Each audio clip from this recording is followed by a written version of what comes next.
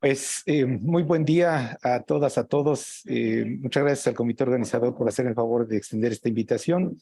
El día de hoy, pues vamos a compartir con ustedes las experiencias que hemos desarrollado aquí en México en el ámbito del uso de la tecnología en el sector salud. Y por otro lado, vamos a abordar pues cuál es el panorama que vemos hacia adelante de lo que puede ser el uso de estas tecnologías. Entonces, el título de la ponencia es La salud que vendrá y bueno, pues como un reto a toda la audiencia es si no es que ya viene, ¿verdad? La organización de la ponencia va a ser a través de dar algunas definiciones, revisar algunas aplicaciones del IoT en el sector salud y por otro lado ver algunos requisitos para la implementación. Eh, la salud como tal, desde la definición de la Organización Mundial de la Salud de 1948, la conocemos como el estado de completo el equilibrio psicosocial de la persona. Hoy en día, realmente la salud como tal, pues no se entiende si no es a través de considerar que es un estado de completo autocuidado de la salud física, mental y social. Las personas no pueden sentirse bien si no tienen un adecuado autocuidado de la salud, es decir, que estén centrados ellos en los cuidados que puedan tener del manejo de todas sus variables de salud y que puedan ellos pues participar o ser responsables en el manejo de la misma, tomando en consideración que más del 40% del gasto público en el sector salud pues está destinado al manejo de las enfermedades crónico-degenerativas, mismas que pues todos sabemos son una situación endémica actualmente. Algunas definiciones que nos pueden ser útiles para entender este contexto del Internet de las cosas en el cuidado de la salud es que, bueno, pues hay conceptualmente tres capas que son, por un lado, la física, digamos, de la recepción de toda la información biológica, fisiológica que pueda venir del paciente, desde dispositivos externos hasta dispositivos implantados. Una segunda capa que corresponde a la posibilidad de poder transmitir todos esos datos que emanan de estos sensores y poderlos, después de un adecuado filtraje de los mismos, poderlos mandar a un registro electrónico de la persona, de todos sus datos de salud. Y por último, pues una de aplicación en donde, bueno, todos hemos visto hoy en día las aplicaciones que tienen los llamados wearables, la parte de las cartillas electrónicas de salud, las cartillas de manejo epidemiológico, sobre todo ahora que salimos de esta etapa de la pandemia. Y bueno, esta capa, pues hoy en día se ha enriquecido con el uso de la inteligencia artificial, en donde estos mismos sensores que pueden mandar estas señales se convierten finalmente en datos que modelos de machine learning pueden ayudarnos a procesar de manera ubicua y de manera más adecuada. Entre los usos del IoT comercialmente más conocidos están, pues como decíamos, toda esta infraestructura de conectividad que debe de existir para que esto sea una realidad. Están los biomarcadores que de alguna manera pueden en muchas, bueno, ya en varios de los avances tecnológicos ya podemos estar monitoreando algunos tipos de células dentro del organismo. Tenemos también el monitoreo periódico de ciertas mediciones fisiológicas, la presión arterial, la frecuencia cardíaca, respiratoria, etcétera. el manejo de datos para la investigación y el análisis, en donde pues efectivamente el hecho de poder estar contando con esta red corporal nos va a permitir, bueno, corporal y como vamos a ver a luz externa, poder estar haciendo el acopio de toda la información que en un momento dado nos puede ser útil para poder estar evaluando lo que hoy en día se llaman los determinantes sociales de la salud. Y a través de ello pues, poder hacer conclusiones no solamente del estado de salud de la persona, sino de la comunidad en general. Por otro lado, la parte de la integración de algunas herramientas de ciberseguridad, el manejo de sensores fisiológicos, ya sea en un sitio fijo o portátiles que el paciente pueda estar portando de manera permanente, algunos dispositivos para el tratamiento automático como las bombas de insulina para los pacientes con diabetes tipo 1 y algunos otros dispositivos para hacer investigación básica dentro del sector. Eh, otra de las definiciones importantes a integrar aquí es, una vez que recolectamos estos datos, que pueden llegar a ser muchos, ¿cómo es que los manejamos? ¿Qué es lo que hacemos con ellos? Bueno, básicamente lo que hacemos es que este ecosistema del Internet de las cosas médicas nos lleva a que los podamos eh, almacenar en un repositorio. Hoy en día se maneja lo que se llama el minimum dataset de datos clínicos, que es importante poder tener recuperados en un repositorio central, poder hacer un análisis inteligente de los mismos, es decir, cómo podemos anticipar a las condiciones crónicas de salud, cómo podemos anticipar a las necesidades de salud que puede llegar a tener el paciente y cómo podemos con esto facilitar el proceso de toma de decisiones, el diagnóstico oportuno y el tratamiento adecuado. Por otro lado, bueno, ¿de qué manera podemos manejar el monitoreo remoto, empoderar a las personas para este autocuidado de la salud y, bueno, incentivar, por supuesto, a través de datos filtrados, curados, el poder manejar lo que se llama tendencias poblacionales para poder hacer un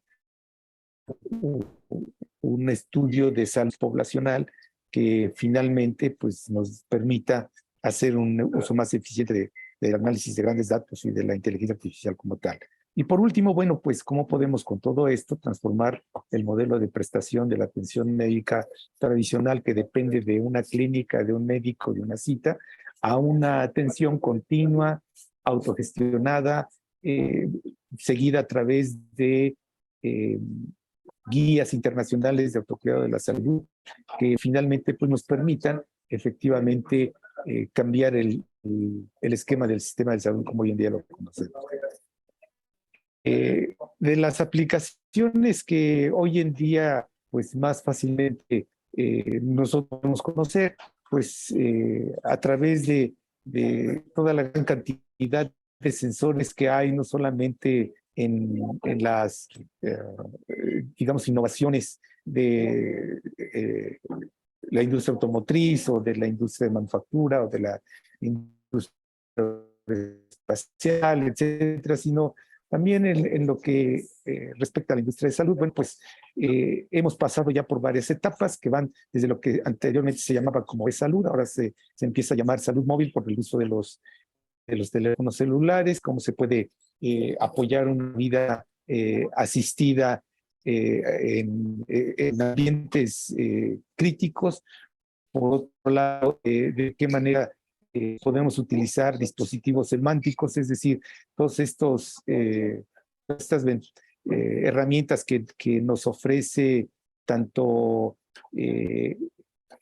Alexa como Siri, como todos estos bots que nos permiten estar interactuando con estos sensores, bueno, pues de qué manera efectivamente los podemos integrar a estas plataformas. Por otro lado, bueno, de qué manera podemos tener una gestión de condición única, es decir, como pacientes individuales y por otro lado como clusters, de tal manera que pues podamos trabajar con grupos de pacientes con enfermedades crónicas como diabetes, hipertensión, etcétera, o manejarlos incluso como comunidades. Por otro lado, también, pues el poder rastrear y monitorear el progreso de la salud de manera remota, es decir, en los lugares de trabajo, en comunidades con difícil acceso, en actividades de gente que está, pues por su propia naturaleza, trabajando en plataformas remotas, etcétera.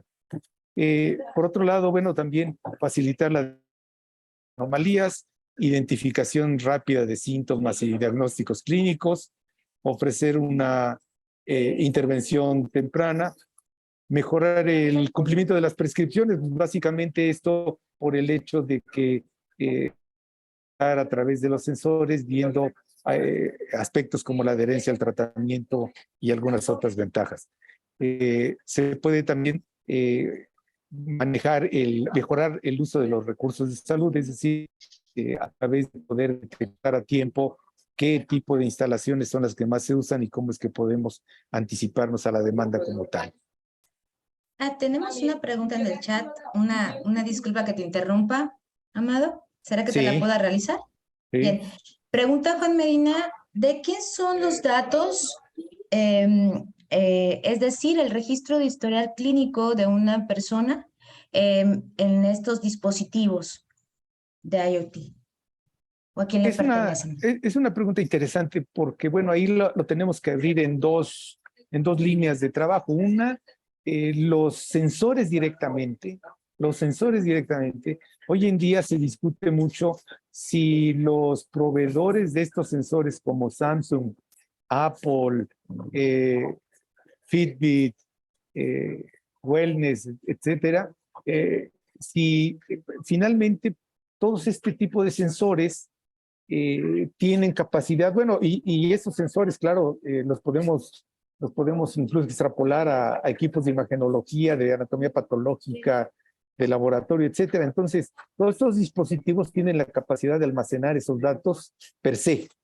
Es decir, en el momento en el que alguien conecta su reloj inteligente, está aceptando una licencia de software que le dice que pues, los datos van a ser almacenados en la base central de la empresa y la empresa se compromete a hacer el uso adecuado de los mismos. Entonces, como estas empresas normalmente tienen esos datos en servidores que no están en países de origen, concretamente en el caso de México, Apple no tiene servidores en México, entonces no entra la legislación que sí, por otro lado, existe para los fabricantes de expedientes clínicos electrónicos. Entonces, un expediente clínico electrónico en cada país está reglamentado por la Ley General de Protección de Datos Personales, que a su vez atiende a los principios de la Carta de la Carta Internacional de Derechos Humanos de la ONU, en donde, bueno, pues se debe cuidar la privacidad y la confidencialidad de la información de la persona. Sin embargo, repito, hoy en día está todavía en discusión de quién son estos datos. En esta gráfica lo que estamos viendo es las distintas explicaciones que tenemos de IoT hoy en día y lo que debemos imaginarnos es que todas estas aplicaciones en un momento dado para el sector salud son muy importantes y la estacionalidad en los sitios de agricultura, la disponibilidad de acceso a la energía a las fuentes de energía para poder tener acceso a internet, los medios de transporte, cómo se comportan como para que el nivel de salud mental de la persona pues, sea el adecuado, toda la parte de las ciudades inteligentes, la parte de la salud en el trabajo con las estaciones inteligentes de autocuidado de la salud en cada uno de los lugares para que el empleado mismo pueda estar registrando y monitoreando sus signos fisiológicos, la parte de la logística cuando así se requiere para poder tener acceso al e-commerce de medicamentos o a los equipos que en un momento dado se requieren, por ejemplo, en este tiempo de pandemia. Y bueno, hoy en día en la industria aeronáutica ya se logró que por lo menos se reconozca como un estándar de calidad el uso de los botiquines de botiquines de primeros auxilios equipados con este tipo de sensores que pueden transmitir a través de internet desde el avión y que pueden estar teleconsultando a un especialista en tierra. Algunas de las aplicaciones que hoy en día tenemos, como ya veníamos mencionando, consisten básicamente en lo que se llama el análisis de grandes datos, todo lo que es el punto en la nube, el uso de la inteligencia artificial, como habíamos dicho, que van dirigidos hacia cómo podemos ir cambiando el paradigma que mencionábamos al principio de la prestación de los servicios de salud. Es decir, de esperar a que me enferme y que me den una cita y que me hagan el diagnóstico y que me den el tratamiento adecuado, o a tomar yo el control de mi estado de salud, como cuando me subo a un auto y veo el tablero con los indicadores para saber cómo están mis niveles de sangre, cómo están bueno, todos los parámetros que tengo que medir en sangre, los parámetros fisiológicos, que están respondiendo, por supuesto, a una serie de hábitos saludables, como es la actividad física, la nutrición, el cuidado del peso, el cuidado de la salud mental, el cuidado de la salud social, que a través de estos sensores, pues finalmente podemos captar distintos elementos, ¿no? En el rostro de la persona podemos identificar un estado de ánimo, a través de su peso podemos identificar su actividad física, a través de las cifras de hipertensión, su manejo de estrés, a través de las respuestas que nos dé a su interacción social, su estado de salud mental, etcétera. Por otro lado, bueno, lo que se viene trabajando en Europa desde hace unos 20 años es que los hospitales, que son allá el elemento central para la atención de las comunidades, tienen la obligación por ley de que por lo menos el 20%, y ahora que ya está por subir al 25%, de los servicios que presta un hospital deben de ser prestados fuera del hospital. Es decir, la tendencia es cómo reconvertimos esta tendencia de que todo el mundo acudimos a un hospital para nuestra atención a tener una atención en el lugar de trabajo, en nuestro hogar, en nuestras capacidades diferenciadas, para que a través de un modelo de monitoreo con responsables del sector salud puedan saber qué es lo que está pasando con nosotros sin necesidad de estar esperando a saturar el sistema de salud como tal.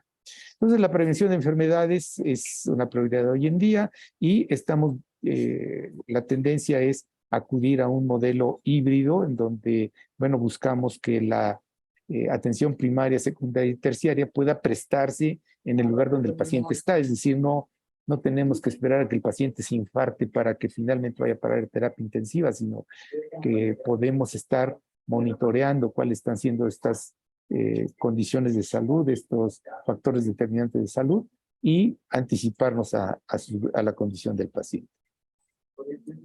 Bueno, por otro lado, el monitoreo existe en muy diversas formas. Seguramente todos hemos escuchado de los dispositivos que hoy en día están en boga. Aquí solamente mencionaré algunos de ellos. Hay hoy en día algo que se llama un Symptoms Checker, que es una revisión del estado de salud de los síntomas más frecuentes de los síntomas más frecuentes, de las enfermedades más frecuentes que epidemiológicamente más afectan a nuestro grupo social. Se elabora un chatbot con ese tipo de síntomas y se puede orientar al paciente para que a tiempo pueda acudir a que sea atendido, y a su vez el resultado de esta encuesta pues es reportada a su médico responsable. Tenemos sensores que pueden estar en el reloj. Hay bueno, hubo un programa, o todavía hay un programa en el sistema de veteranos en Estados Unidos que les dan una especie de collar para estar a los mayores de 70 años, para estar pendientes de si tienen algún cambio. Cuando hay un cambio brusco en la posición del sensor que traen en el collar, automáticamente se se dispara una alarma, no tiene que llamar a nadie, no tiene que hacer nada, sencillamente está ya conectado con un GPRS dentro del sensor, se emite la señal y la persona es atendida de manera casi inmediata. El monitoreo del sueño se ha vuelto hoy en día algo muy importante, lo que se llama apnea del sueño. Es un padecimiento que está cobrando cada vez más actualidad y por el mismo proceso de sedentarismo de la sociedad. Y bueno, se está trabajando últimamente mucho en tener sensores que estén cuidado de todo esto. El diagnóstico oportuno y tratamiento de enfermedades crónico-degenerativas asistidas por estas guías que les decía de autocuidado de la salud que están reconocidas de manera internacional y que a través de modelos sencillos de inteligencia artificial podemos personalizarlas y podemos lograr que efectivamente se aproveche todos los datos que recabamos de todos estos sensores. Por otro lado, bueno, hoy en día se ha trabajado, particularmente nosotros en la empresa Vital Advanced, trabajamos durante un buen rato sobre mecanismos de detección de la frecuencia cardíaca, en donde nosotros lo que hemos buscado es cómo poder monitorear el impulso eléctrico del corazón a una frecuencia de 1000 latidos de 1000 muestras por segundo, perdón, para que en ese muestreo se pueda detectar cualquier cambio, cualquier modificación sobre la línea basal y que podamos en un momento dado hacer un diagnóstico oportuno de todo esto. Este tipo de sensores, pues efectivamente los encontramos en las casas de la gente mayor, en las casas de atención a ancianos, en las casas de atención a personas con cierto nivel de discapacidad. Ahora, bueno, ¿qué pasa con la implementación? Bueno, lo que nos decía Walt Disney alguna vez era que pues no es suficiente el difundir la información de lo que se puede hacer con la tecnología, sino que lo que hay que procurar es que se haga algo, ¿no? Concretamente. Entonces, para esto, bueno, ¿cómo podemos saber que los sensores que estamos usando el día de hoy realmente nos van a llevar a esta imagen objetivo de tener un nuevo modelo de sistema de salud que permita llegar a esta meta del desarrollo sustentable de la salud universal? Bueno, lo primero que hay que hacer es cambiar el concepto de una medicina cuantitativa a una cualitativa, es decir, no es la cantidad de consultas que demos, el porcentaje de camas ocupadas, la cantidad de vacunas solamente, sino realmente es cómo es que estamos modificando los indicadores de salud. Efectivamente estamos bajando nuestros niveles de obesidad, de hipertensión, de diabetes, de síndrome metabólico, de enfermedades propias de la tercera edad como el Parkinson, el Alzheimer, etcétera. ¿Estamos pudiendo realmente hacer algo para modificar la condición de los pacientes? ¿Estamos siendo capaces de prevenir o predecir, de acuerdo a las tendencias poblacionales, lo que en un momento dado, por los hábitos nutricionales, de ejercicio, de contaminación, de acceso a áreas verdes, etcétera, nos están predisponiendo a padecer cierto tipo de enfermedades? Y por otro lado, bueno, todos estos indicadores deberán apuntar hacia poder mejorar los indicadores financieros del sistema de salud, que como sabemos, pues a nivel global es un problema cómo financiarlos. Concretamente nosotros en México tenemos un escenario catastrófico dentro de unos 10 años, en donde si no hay intervenciones drásticas en ese sentido, pues efectivamente las tendencias nos van a alcanzar y no va a haber sistema de salud que lo resista. Por otro lado, la Agencia de Investigación en Tecnología nos dice que para el 26, este proceso de automatización que se está observando a través del uso del IoT en el sector salud deberá permitir que trabajos como por ejemplo la interpretación de imágenes se pueda ir automatizando de manera cada vez más ágil. Ya hoy en día es la teleradiología es una realidad, pero esto además se está mejorando con una herramienta de análisis de imágenes automatizados antes de que le lleguen al radiólogo para que el radiólogo ya tenga como que un filtrado de cuáles son normales y cuáles no. Por otro lado, bueno, pues vemos que ya el uso de los wearables, de los monitores de cabecera, de la parte de los rastreadores de actividad física, etcétera, pues ya son hoy en día una realidad. Entonces, bueno, pues hay que integrar todo este tipo de información a nuestro acervo tecnológico y nuestro acervo de recursos para el sector salud. Bueno, ya casi para cerrar,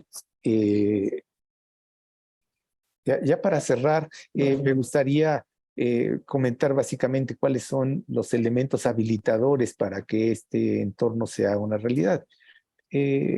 Hoy en día, bueno, pues como sabemos, nuestro sistema de salud está organizado a través de programas que tienen un presupuesto asignado. Entonces, son programas que responden a lo que en Estados Unidos se llama CPTs, o sea, procedimientos terapéuticos, no responden necesariamente a el impacto que estamos teniendo en estas curvas. Por tanto, bueno, necesitamos tener las políticas públicas necesarias como para que se genere esta iniciativa del uso generalizado de sensores y de cartillas electrónicas de salud, electrónicas personales de salud, para que esto, pues efectivamente pueda tener el éxito y el impacto que nosotros requerimos. Por otro lado, la tecnología debe ser accesible y fácil de usar, no solamente el dispositivo, no solamente el expediente electrónico, sino también el propio acceso a Internet, que en sí mismo pues es todo un reto por la parte de el lenguaje local, las costumbres locales, los requerimientos sociales de la localidad, etcétera, etcétera.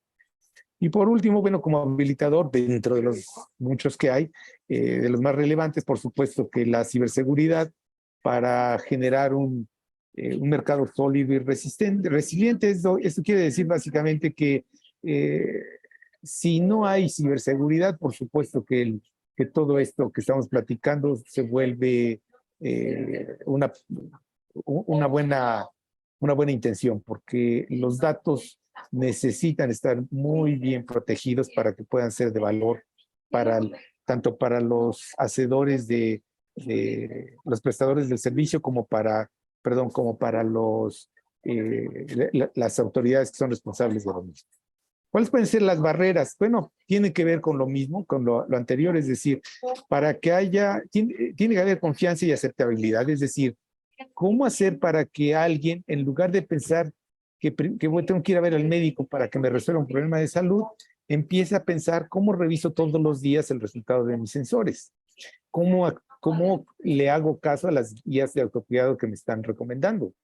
¿Qué es lo que puedo hacer para yo poner en mis propias metas personales para tener éxito en esto? Entonces, bueno, esta aceptabilidad tiene que ir poco a poco tomando su lugar y convertirse en una demanda del ciudadano para el éxito de todas estas iniciativas. Por otro lado, la privacidad y la seguridad son indispensables. Yo creo que ahí no tenemos mucho que agregar.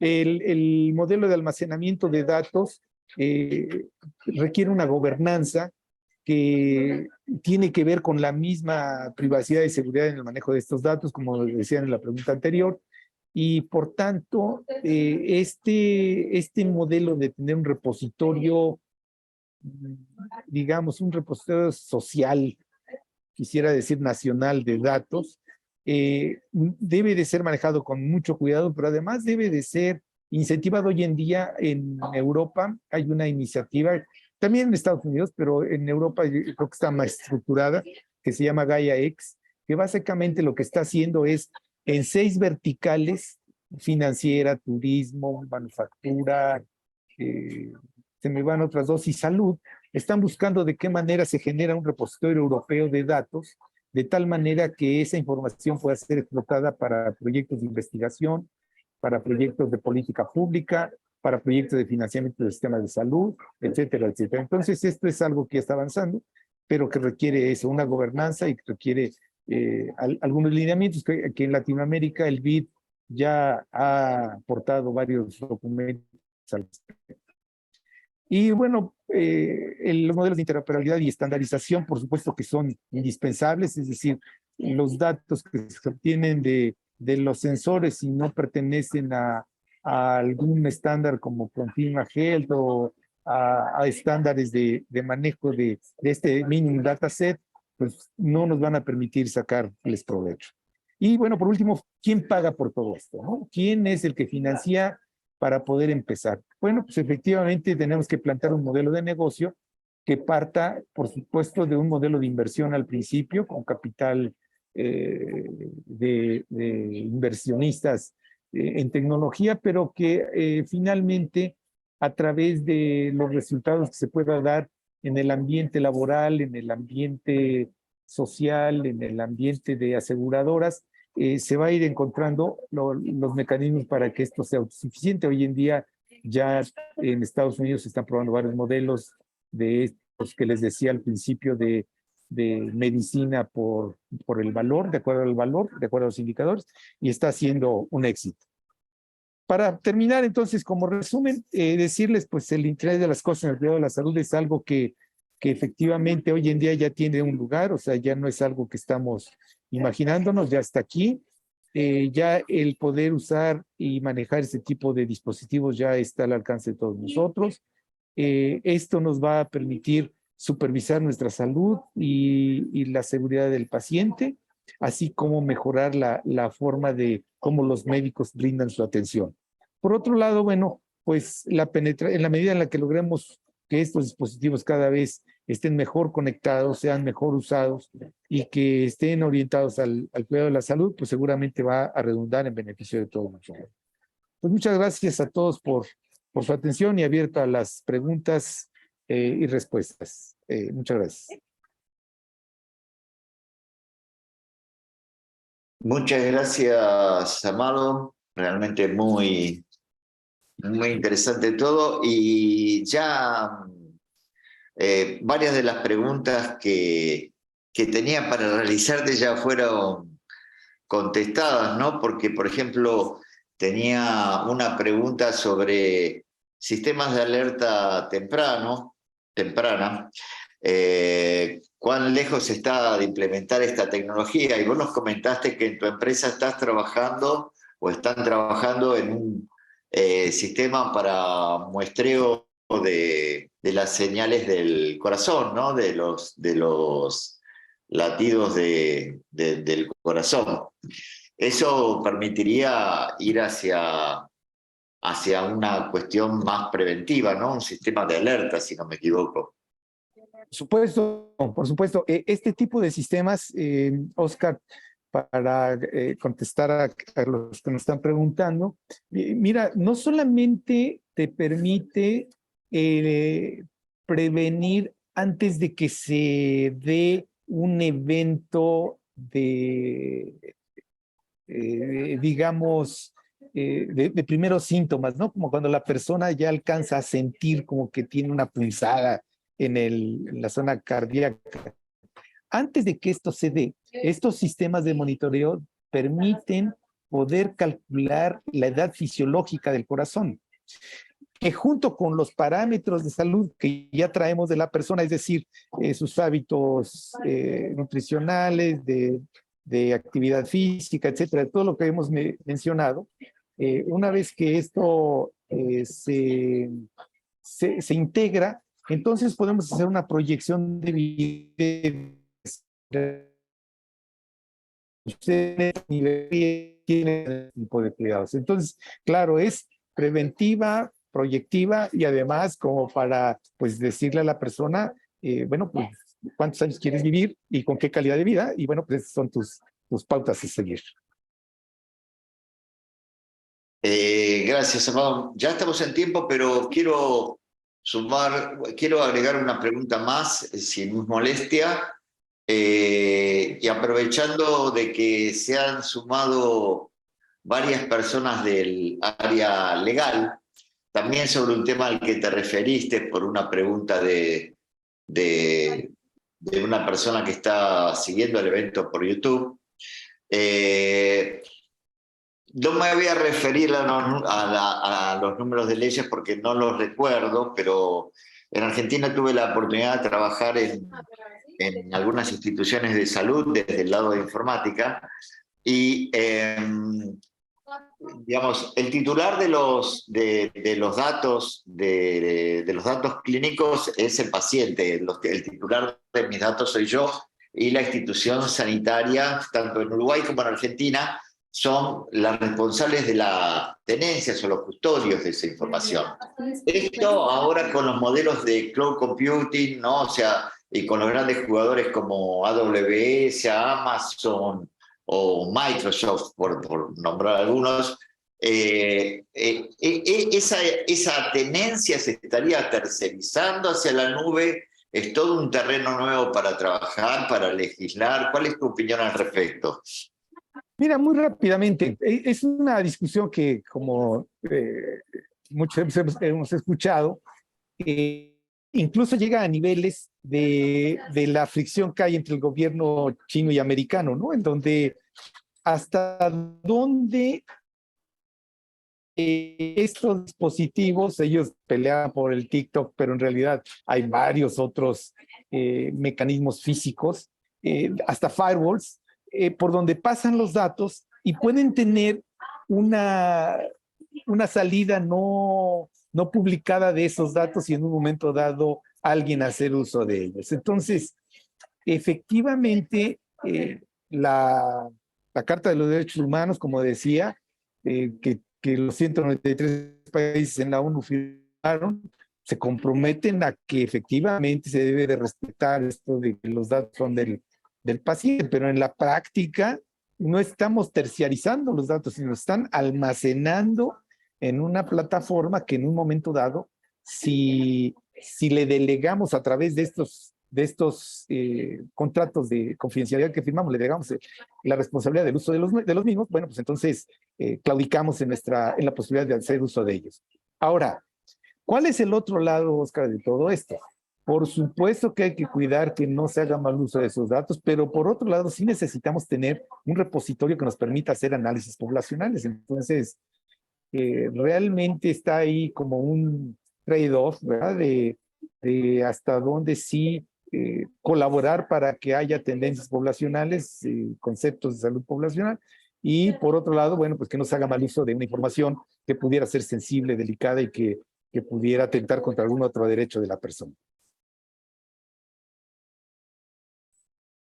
Muchas gracias, Amado. Muy interesante tu ponencia y el trabajo de tu compañía. Y bueno, espero tener la suerte de poder verte nuevamente por México dentro de poco y compartir un café contigo. Vamos a dar por finalizado tu espacio, te agradecemos y te esperamos el año que viene para un nuevo foro con más novedades de tu actividad y de tu empresa. Ahora voy a presentar al siguiente panel. Muchas gracias, mucho gusto a todos y mucho éxito en todas sus actividades. Gracias, Amado. Un gusto para nosotros.